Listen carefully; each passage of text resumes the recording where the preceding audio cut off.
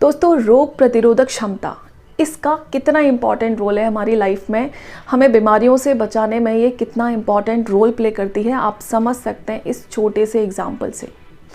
एक तरह के लोग होते हैं जो कि फटाफट कोई भी इन्फेक्शन, कोई भी बीमारी कैच कर लेते हैं और बीमार पड़ जाते हैं। वहीं दूसरे तरह के लोग होते हैं जो कि कम बीमार पड़ते हैं।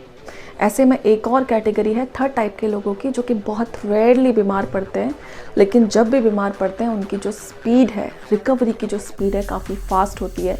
और ऐसे में एक और कैटेगरी है जो कि बहुत रेयर होती है, ये लोग बीमार ही नहीं पड़ते। और उस कैटेगरी में आते हैं बाबा रामदेव जैसे लोग, जो लोग कभी बीमार ही नहीं पड़ते, जिन लोगों की बीमारी, सर्दी, जुकाम, बुखार के बारे में हमने आज तक सुना ही नहीं है कि कभी उनको ये भी हुआ है।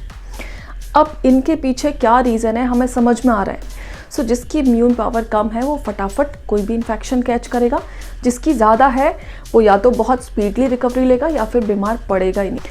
आई नो हम में से ज़्यादातर लोग स्वामी रामदेव को फॉलो नहीं कर सकते, क्योंकि वो जितना एक्टिव हैं, जितने योगासन, जितने प्राणायाम, जितने आसन वो डेली बेसिस पे करते हैं, हम लोग नहीं कर सकते। और यही अंतर है हम में और बाबा रामदेव में। बट हाँ, कुछ चीज़ें ज़रूर हैं जो कि हम डेली बेसिस पे करें तो हम थर्ड वाली कैटेगरी में ज़रूर आ सकते हैं। जो लोग रेयरली बीमार पड़ेंगे और बीमार पड़ेंगे तो उनकी जो स्पीड होगी रिकवरी की वो बहुत फास्ट होगी। सो इस थर्ड कैटेगरी में आने के लिए हमें क्या करना है?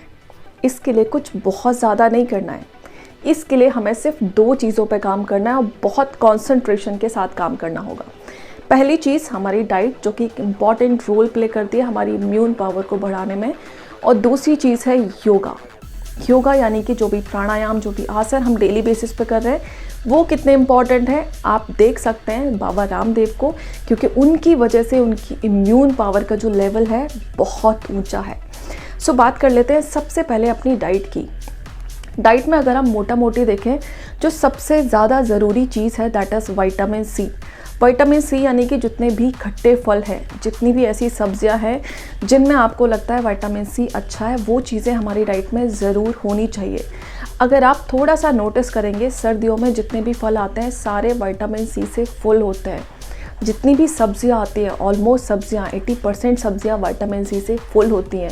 यानी कि ये चीज़ प्रकृति ने खुद ही डिज़ाइन की है हमारे लिए। उसके अलावा हमें डेली बेसिस पे कुछ नेचुरल प्रोबायोटिक्स भी अपनी डाइट में ज़रूर ऐड करने हैं, और उनमें सबसे अच्छा एग्जाम्पल है आप डेली दही खाइए। घर का जमाया हुआ दही खाइए, डेली फ्रेश दही खाइए।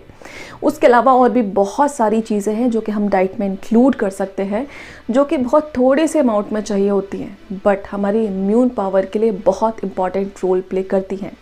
जैसे कि सेलेनियम, जैसे कि कॉपर, जैसे कि आयरन, जैसे कि vitamin B6, B12, vitamin A, vitamin E, और भी बहुत सारे ऐसे माइक्रो न्यूट्रिएंट्स होते हैं जो कि बहुत इंपॉर्टेंट रोल प्ले करते हैं। ऑल्दो हमें बहुत थोड़े से अमाउंट में चीज़ें हमें कहाँ से मिलने वाली हैं, उसके लिए आपको ज़्यादा रिसर्च करने की ज़रूरत नहीं है, क्योंकि वो सारी चीज़ें आपको मिलेंगी इस वाली लिस्ट से। सो आप चेकआउट कर सकते हैं कि आपको क्या खाना है, कितना खाना है। उसके अलावा एक और इम्पॉर्टेंट चीज़ जो कि हम सदियों से यूज़ करते आ रहे हैं, हम जितनी भी स्पाइसेस और हर्ब्स अपने किचन में रखते हैं, उनमें जो मोस्ट इम्पॉर्टेंट हैं 5 हर्ब्स, वो हमें डेली बेसिस पे अपनी डाइट में ज़रूर इंक्लूड करनी है।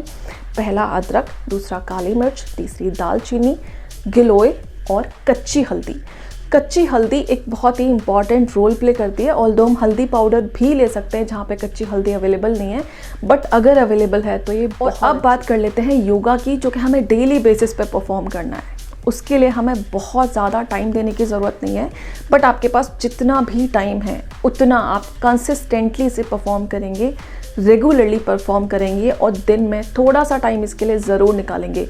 आप चाहे 5 मिनट निकालें, चाहे 10 मिनट, चाहे 15 मिनट, बट ये रेगुलर बेसिस पर निकलेगा तभी काम करेगा। क्योंकि ये चीज़ें ना धीरे धीरे काम करती हैं, बट हमारे रूट्स पे काम करती हैं, और ये धीरे धीरे हमारी इम्यून पावर को बढ़ाती जाती हैं। सो पहला आसन जो कि सबसे ज़्यादा इम्पॉर्टेंट रोल प्ले करता है, हमारे लंग्स की जो कैपेसिटी है उसको बढ़ाता है, अनुलोम विलोम। दूसरा सेम आसन जो कि डीप ब्रीदिंग पे काम करता है, भ्रामरी, वो भी हमें डेली करना है। तीसरा आसन जिसको हम त्रिकोणासन कहते हैं, वो भी हमारी इम्यून पावर को बूस्ट करता है। और चौथा है भुजंगासन, जिसको हम कोबरा पोज भी कहते हैं, ये भी हमारी इम्यूनिटी पे काम करता है। सो ये चारों आसन हमें डेली, ऑल्दो डाइट और योगा दोनों ही बहुत इंपॉर्टेंट रोल प्ले करते हैं हमारी इम्यून पावर को बढ़ाने में, उसको बूस्ट करने में, बट उसके अलावा कुछ छोटी छोटी चीज़ें और हैं जो कि एक्चुअल में काफ़ी इंपॉर्टेंट रोल प्ले करती हैं, जिनका होना ना होना एक्चुअल में हमारी इम्यून पावर को काफ़ी हद तक अफेक्ट करता है। और इसमें सबसे बड़ी चीज़ है हमारी नींद।